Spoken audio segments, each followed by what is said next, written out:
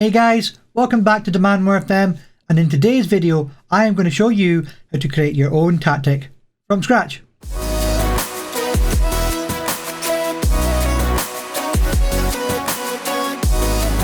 So before we get into actually creating the tactic, if you are new here, hit that subscribe button. I have got loads of Football Manager tips, tactic guides, wonder kid lists. If you like Football Manager content, hit that subscribe button, hit the notification bell so you don't miss a video.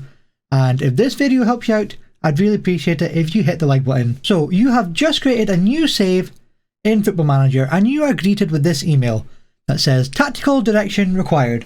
And you look at it and you think, what's all this about? So this is the first email that guides you into creating your tactic. You click this button here that says create a tactic now. This will take you over to this window, and on the left hand side you have all the different tactical styles you can choose from. You have control possession, Gegenpress, Tiki-Taka, there's Route 1, there's also Park the Bus, if that's your thing. If any of these styles take your fancy, you can click on them, and then it'll give you a little animation of how that tactic will play out. So control possession is a tactic that focuses on retaining the possession, pressing high and looking to win the ball back.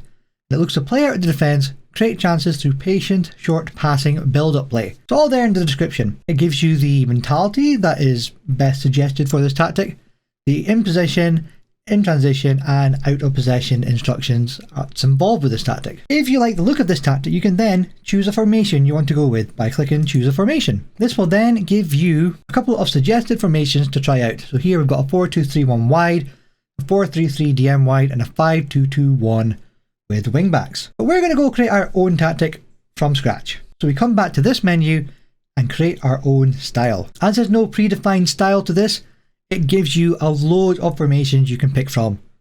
We're going to go with a 4-4-2 because who doesn't love a 4-4-2? So we click 4-4-2 and then confirm. And here is our clean slate tactic with a 4-4-2. So you've decided 4-4-2 is what I want to play. Next thing to do is look at the players you have in your team.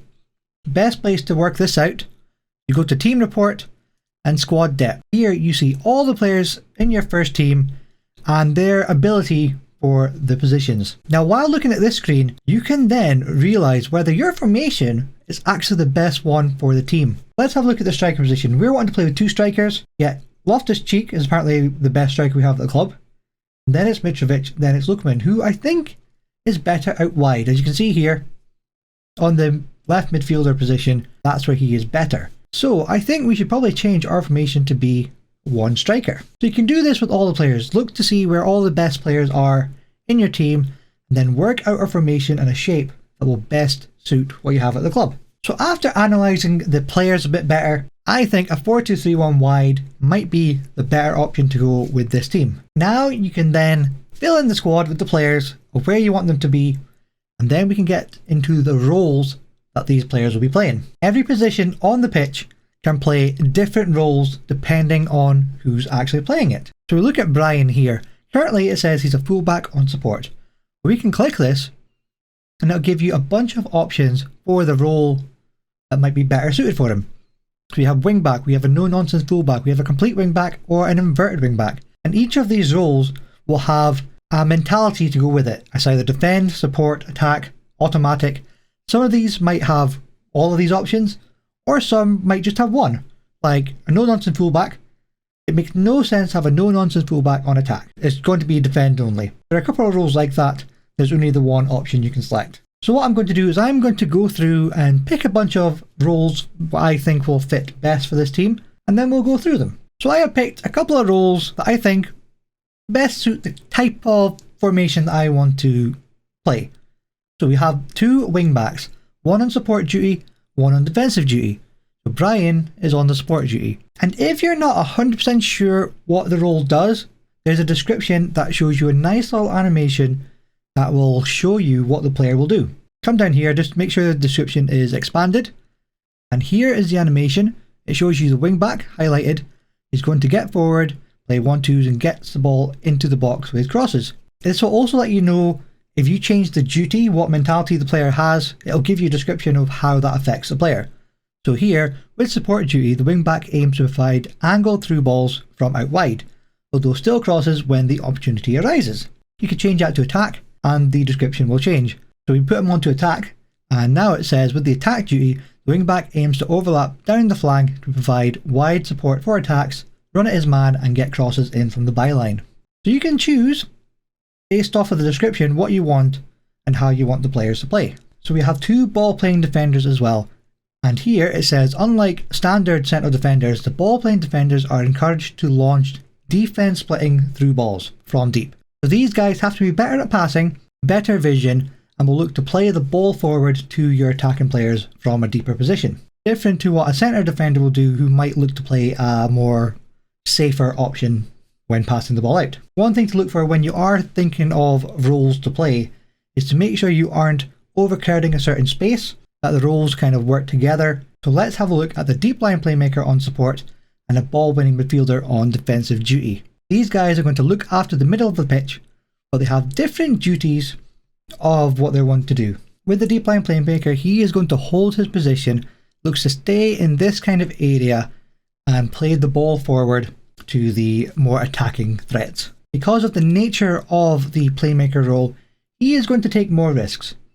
So we paired him up with a ball winning midfielder who's not going to take the same amount of risks. The ball winning midfielder is going to hunt the ball down, win the ball back, and then pass it off to the deep line playmaker or further forward for them to create the attacks. The ball winning midfielder will also hold his position, so you're not going to see him venture that far forward.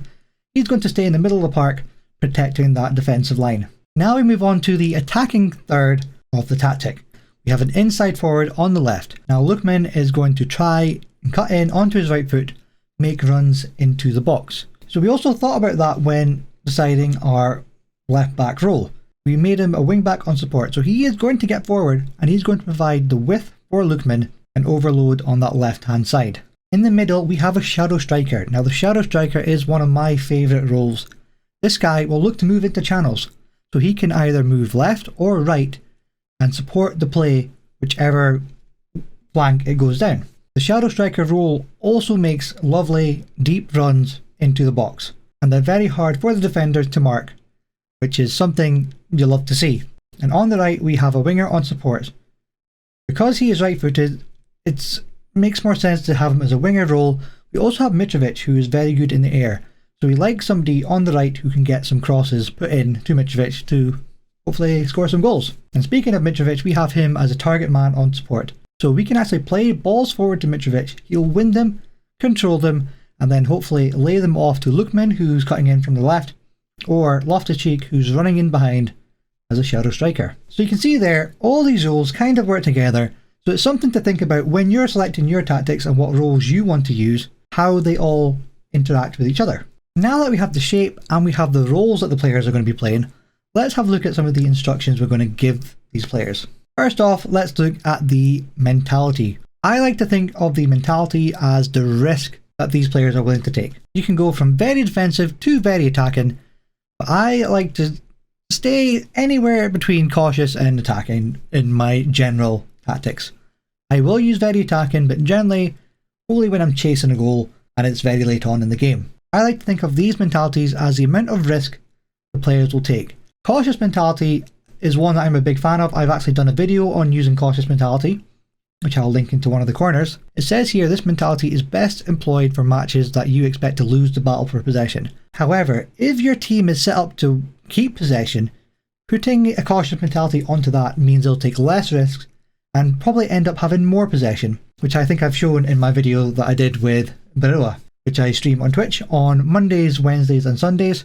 If you're free, come along, hang out. If you have any questions, feel free to ask me on the streams. On the flip side, there's positive, where generally the bigger sides will be on positive because they expect to win the ball and they can take more risks. So let's think about this team.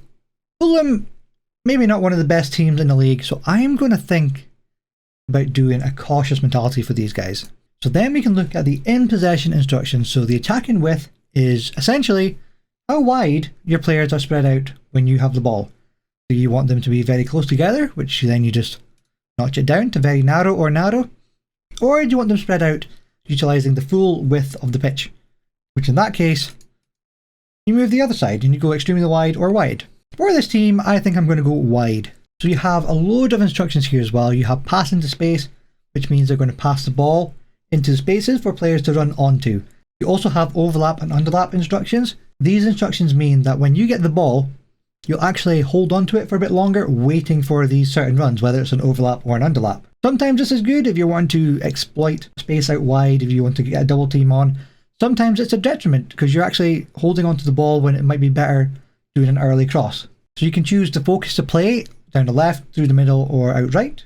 Again, that's based off of the players that you have and where you think you are strongest, and you can play out defence. I'm thinking for these guys, I am going to play out defence. We have two decent ball playing defenders, it'd be silly not to use their ability, right? Passing directness is how direct your passing is going to be.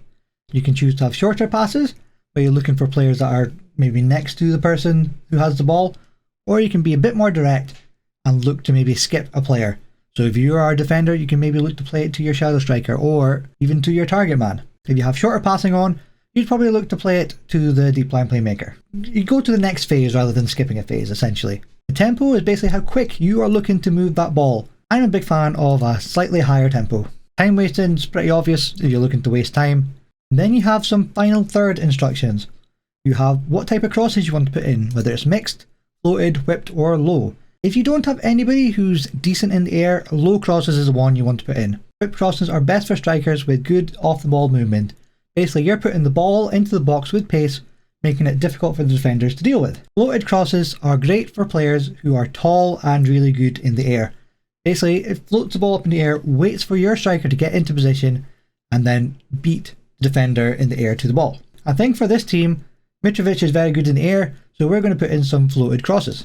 And then, if you want to, you can choose to work the ball into the box. This means that the players will wait for the openings to arrive. They'll move the ball around the edge of the box and wait for that good opportunity rather than trying to force something that's not there. This can be good at times if you're struggling to break down a team and you're having a lot of long shots or shots that are blocked. Sometimes when you stick this on, the players will take a bit more patience with their passes, find a good opening and then work a good scoring opportunity. You could also choose to turn on shoot on sight. As soon as this is on, if there is a sight of goal, they're going to take that shot. Whether it's a good opportunity, a bad opportunity, they're going to take it. They'll even shoot from a longer distance, and sometimes when you're chasing a goal and you just need to pepper the goal with shots, turning this on can get you that goal. I've used it many times with my Baroa team, and it's saved us. It's saved us many times. Hitting early crosses means they're going to hit the ball into the box as soon as they get it. Play for set pieces is something I like to do. The players will look to win corners, throw in, free kicks, and they'll utilise the set piece ability that your players have. So I'm going to turn that on for this team. You can choose to tell your players whether you want them to dribble less or dribble more. For this team, I'm going to tell them to dribble more. We like to win free kicks, therefore we're dribbling at them, we're more likely to win that free kick. And then you can choose whether you want the players to be more expressive or more disciplined. If you do pick expressive, they're going to deviate from your instructions more often. Being more disciplined means they're going to adhere to them. Adhere to them? Adhere to them. That's what, yes, that's the saying. So now we get to the in transition instructions. Now the first two kind of go hand in hand. We have when the possession has been lost and then when the possession has been won. The options for when possession has been lost are counter press and regroup, and for when it has been won are counter and hold shape. Counter press means when you lose the ball, your players are going to go and try to win the ball back as soon as possible. Regroup means they're going to go back into their shape, be a bit more defensively solid. When the possession has been won and you have counter selected, they are going to try and counter as soon as they get the ball up the pitch as soon as possible. Hold shape means they're going to take their time, regroup, get set, and then build the attack a bit more patiently. It's very common to have counter press and counter both ticked, but you don't always have to do that. I quite like having regroup for teams that aren't maybe the strongest teams in the league. Regroup is a nice one to have, get the players back into position, be a bit more defensively solid. And remember, you don't have to tick every single box. You can leave this blank and the players will choose what they want to do. So I'm not going to pick counter, not going to pick hold shape. I'm going to let that be down to the players. You can choose how quickly you want the goalkeeper to distribute the ball. I don't have a preference of this at the moment. I do want the goalkeeper to give the ball to the centre backs. So I'm going to pick distribute to the centre backs. You can choose multiple different options. You can choose fullbacks, you can distribute to the flanks if you have wingers, you can distribute to your playmaker or target man, or you can try and get the ball over the top of the defence by distributing over the opposition defence. And then you can also choose how the goalkeeper distributes it. You can roll it out, throw it long, take short kicks, or long kicks. And then finally, we have the out of possession instructions. Here you can choose what type of line of engagement you have, basically how far up the pitch you start to press the opposition. So I'm quite happy with a standard line of engagement and a standard line of defence. The defensive width is whether you want to force the opposition out wide or do you want to force them into the middle. I want to force my opposition outside. I don't want them to get through the middle. I'm quite happy for them to get the ball out wide and put crosses in because I think our defenders can deal with it. Using tighter marking will ask the players to mark the opposing players tightly. It will ask them to stop them having any uncontested balls played into them, which is something that is quite good. So I'm going to use tighter marking. So with pressing intensity, I'm going to have it more urgent because as soon as they reach my line of engagement, I want to be pressuring them. So here is our basic tactic done. Now, if you want to evolve it a bit more, there's player instructions you can add, there's opposition instructions you can add, but I am very happy with the team that we have here. One thing to remember is to always set your set pieces. This is one of the corner routines that I like to use. It's a ball to the near post. We have our two defenders attacking the near post and lurking at the near post. We have our striker marking the keeper, and we have another person who's decent in the air attacking the far post. So this is our tactic that we have created from scratch, and we're going to sim the season, see how this Fulham side gets on. So I simmed the season with Fulham, and we ended up finishing 5th with our brand new tactic. 17 games won, 12 draws, 9 losses, finishing on 63 points. If we look at the teams we actually lost to, they're all the big clubs. Apart from Brighton. For some reason, Brighton got the better of us twice. But it's only the big clubs we tend to lose to. We were able to get a couple of draws against them. I think we even beat Liverpool 2-0. I think this shows that if you put a little bit of thought into your tactic, you can create something that works really well. If you guys enjoyed this video, make sure you hit that like button, subscribe to the channel if you want to see more content, and I'll catch you guys in the next one, and cheerio!